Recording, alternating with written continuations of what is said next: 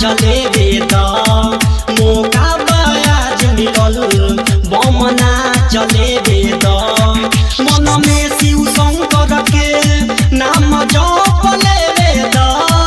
मन में शिव शंकर के नाम जप ले वेद मौका बयाज मिलल बमना चले वेद मौका बयाज मिलल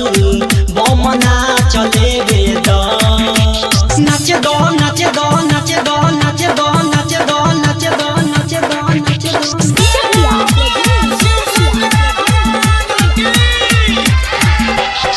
मन में फूटता लड्डू हमारा पूरा बदल के आस हो असो फर्स्ट डिवीजन से लवर पहले बमैटी का पास हो नाचे दो नाचे दो नाचे दो नाचे दो मन में फूटता लड्डू हमारा पूरा बदल के आस हो असो फर्स्ट डिवीजन से लवर पहले बमैटी का पास हो बाटे दो बाटे दो बाटे दो बाटे दो बाटे दो बाटे दो बाटे दो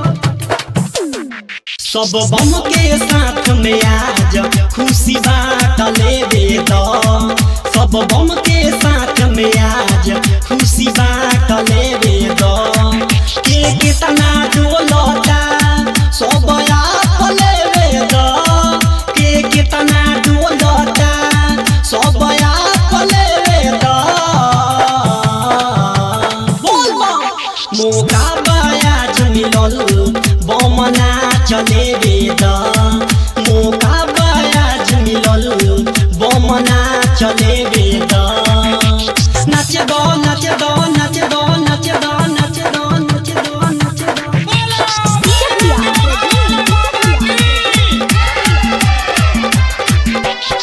कहले रही जब पास हो जाए चलल जाई गाड़ी से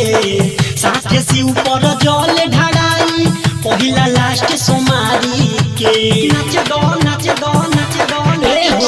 कहले रही जब पास हो जाए चल जाई गाड़ी से साथे शिव पर जल ढाराई पहिला लास्ट सोमारी के नापे दो नापे दो नापे दो नापे दो नापे दो नापे दो नापे दो सतर घाट बाके तना दूर हमें ना पले वेद सतर घाट बाके तना दूर आज ना पले वेद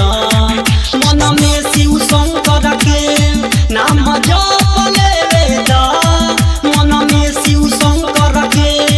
नाम जप ले वेद बोल बम मौका बयाज मिलल बमना चले वेद मौका बयाज मिलल बमना चले वेद नाचे दो नाचे दो नाचे दो नाचे दो नाचे दो नाचे दो नाचे दो नाचे दो भाई जितेंद्र डीजे बजावे नारा लगावे बोल बम के चंदन सुबास पंकज सम्राट झूमेले आज दिल खोल के नाचे दो नाचे दो नाचे दो बोल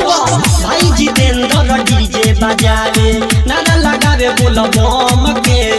चंदन सुबास पंकज सम्राट झूमेले दिल खोल के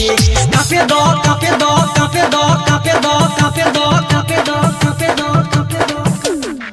सावन के फुहारा में तनिका पले वेद